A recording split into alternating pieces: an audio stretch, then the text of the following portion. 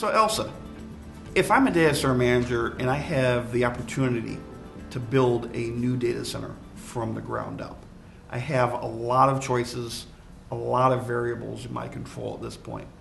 What are some of the things I should look at from the ground up in terms of making sure that we design in energy efficiency to our new data center?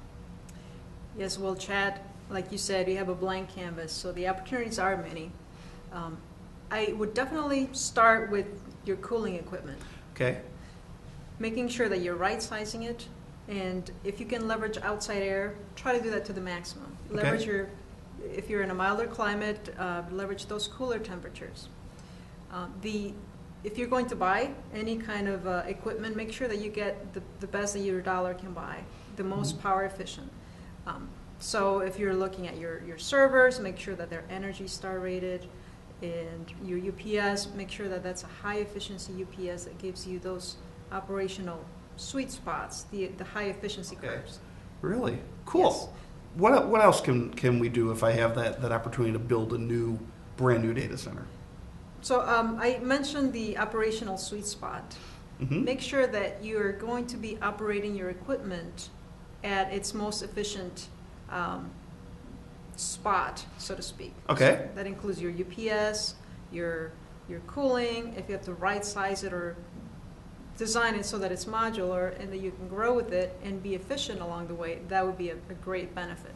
And in addition, just to tie it in with the redundancy part of it, is looking at your apps is very critical. Okay.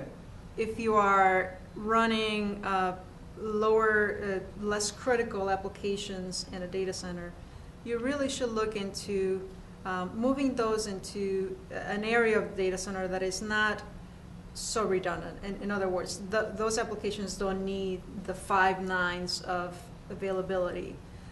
And you can reduce your infrastructure drastically by simply not catering to those non-critical applications. Right. So you're talking about power and reliability zoning. So a lot of us have heard this from sources such as the Gartner Group that talk about, reserve your high power, high density, high reliability zone for your mission critical apps, and then have a zone 2, maybe even a zone 3, depending upon the nature of the application, what its uptime needs to be. And also, a lot of times, what its corresponding cooling and power needs Correct. are.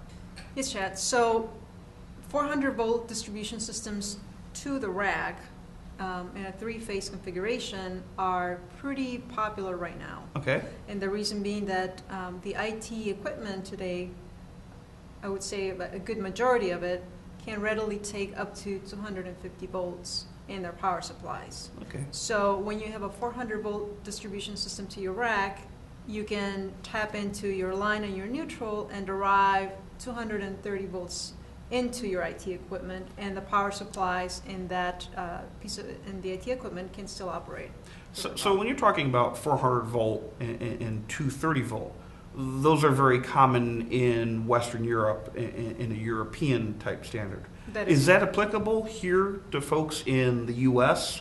or other countries that may be on, traditionally have been on a different voltage? That is applicable, and the equipment is readily available. So a lot of your manufacturers, the larger manufacturers, have been selling abroad for quite some time now, so they have that equipment available already. So it's simply as ordering the proper power supply type with the given piece of IT gear, the given server or switch. Correct. And like I mentioned, your power supply, there shouldn't be any change. They're typically auto-ranging power supplies that take in anywhere from 100 to 250 volts. So you have a multi-voltage, multi-phase type power supply in the equipment. Correct. It could be single phase, it could be a 3-phase. Cool. What other trends are you seeing out there from a power standpoint? So if I can just expand upon the 400 volt distribution system. Please. The benefits. So the benefits is that you can distribute at a much higher density. You can you can reduce your copper size, your conductor size, and you're reducing your copper losses as well, your I square R losses. So I'm actually getting more electrical power to my equipment for a given amount of power cabling, which obviously takes up a given amount of area within the data center. That is correct. Sounds like a good deal. Mhm.